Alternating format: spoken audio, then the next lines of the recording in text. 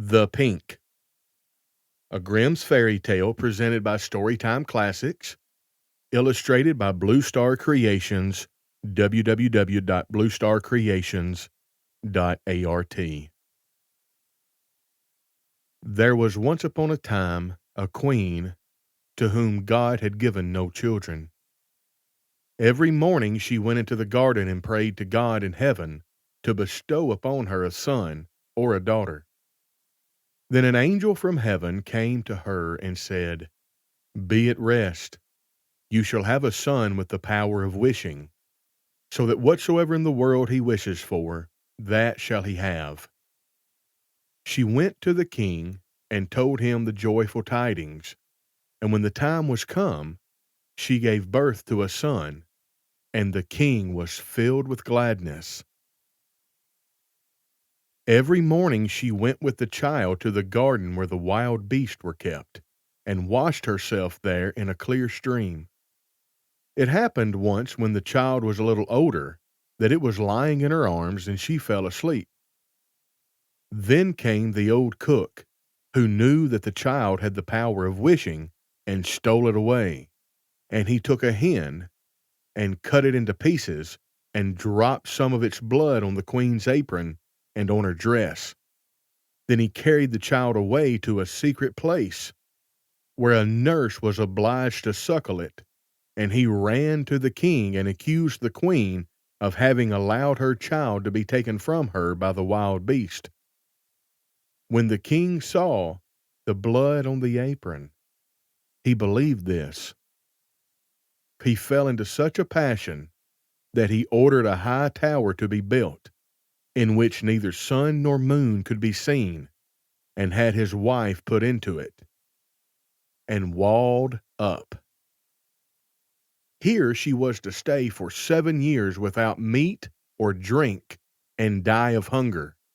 But God sent 2 angels from heaven in the shape of white doves, which flew to her twice a day and carried her food until the 7 years were over.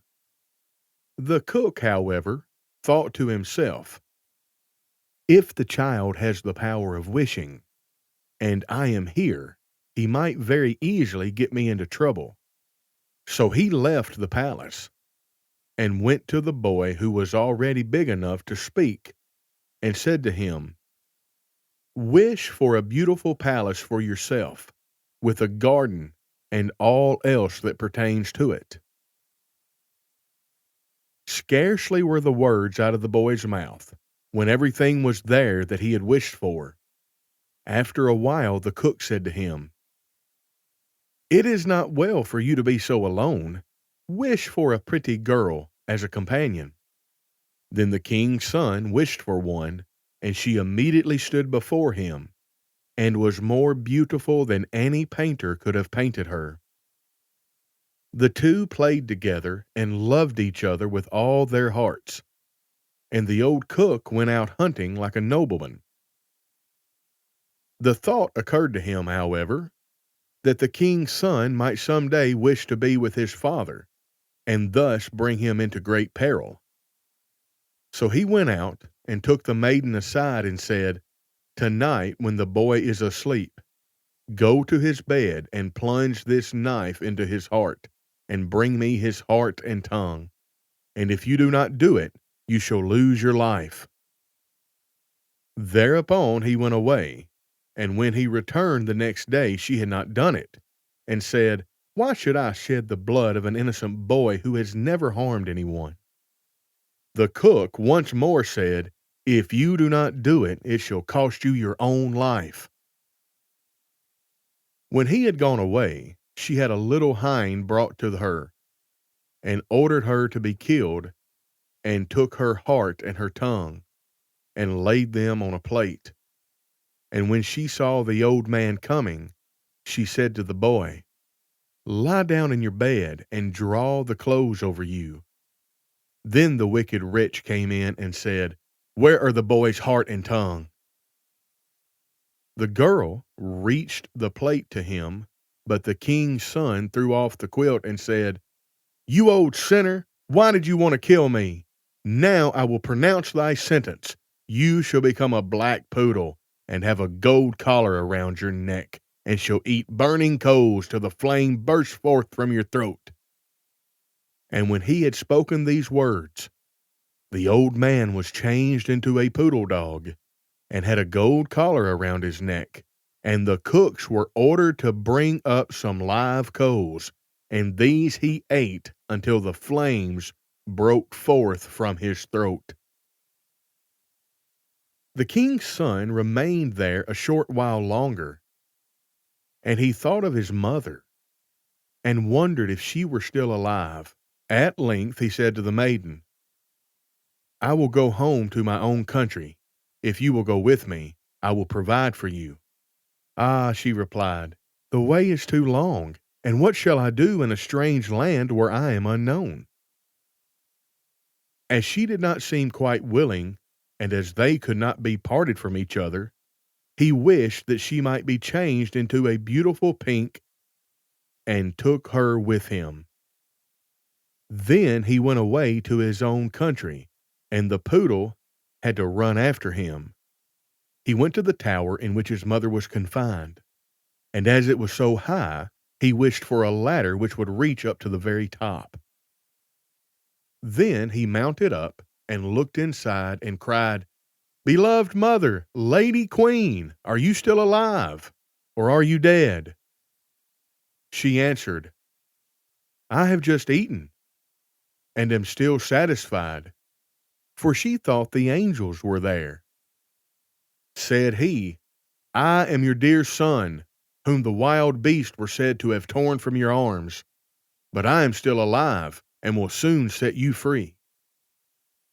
Then he descended again and went to his father, and caused himself to be announced as a strange huntsman, and asked if he could offer him service. The king said yes, if he was skillful and could get game for him, he should come to him, but that deer had never taken up their quarters in any part of their district or country. Then the huntsman promised to procure as much game for him as he could possibly use at the royal table. So he summoned all the huntsmen together, and bade them go out into the forest with him. And he went with them, and made them form a great circle open at one end, where he stationed himself, and began to wish. 200 deer and more came running inside the circle at once, and the huntsman shot them. Then they were all placed on 60 country carts, and driven home to the king, and for once he was able to deck his table with game, after having had none of it at all for years. Now the king felt great joy at this, and commanded that his entire household should eat with him, and made a great feast. When they were all assembled together, he said to the huntsman, "As you are so clever, you shall sit by me," he replied. "Lord King, your majesty must excuse me. I am a poor huntsman." But the king insisted on it, and said, "You shall sit by me," until he did it. Whilst he was sitting there, he thought of his dearest mother, and wished that one of the king's principal servants would begin to speak of her, and would ask how it was faring with the queen in the tower, and if she were alive still, or had perished.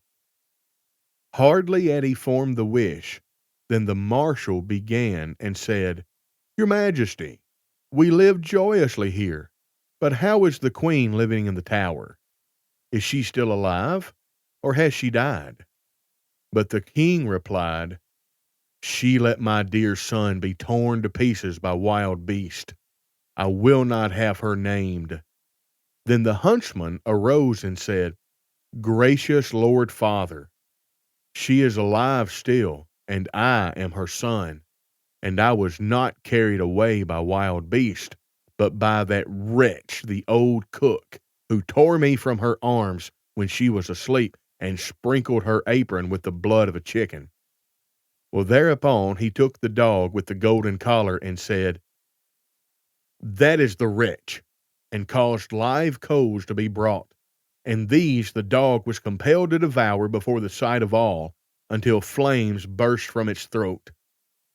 On this the huntsman asked the king if he would like to see the dog in his true shape, and wished him back into the form of the cook, in which he stood immediately with his white apron and his knife by his side. When the king saw, he fell into a passion, and ordered him to be cast into the deepest dungeon. Then the huntsman spoke further and said, Father, will you see the maiden who brought me up so tenderly, and who was afterwards to murder me, but did not do it, though her own life depended on it? The king replied, Yes, I would like to see her. The son said, Most gracious father, I will show her to you in the form of a beautiful flower. And he thrust his hand into his pocket and brought forth the pink and placed it on the royal table. And it was so beautiful that the king had never seen one equal to it. Then the son said, Now will I show her to you in her own form, and wished that she might become a maiden. And she stood there looking so beautiful that no painter could have made her look more so. And the king sent 2 waiting maids and 2 attendants into the tower to fetch the queen and bring her to the royal table. But when she was let in, she ate nothing and asked, The gracious and merciful God who has supported me in the tower will soon set me free. She lived 3 days more, then died happily. And when she was buried, the 2 white doves which had brought her food to the tower and were angels of heaven followed her body and seated themselves on her grave. The aged king ordered the cook to be torn in 4 pieces, but grief consumed the king's own heart, and he soon died. His son married the beautiful maiden whom he had brought with him as a flower in his pocket, and whether they are still alive or not is known to God. The end. Thank you for listening to another story from Storytime Classics. We hope you've enjoyed the story. We hope you enjoy the illustration from Courtney at bluestarcreations.art. And we want you to go to www.bluestarcreations and check out the artwork and their merchandise. Thank you so much. Be sure and subscribe and share our content. And we hope for you to return next week for another story.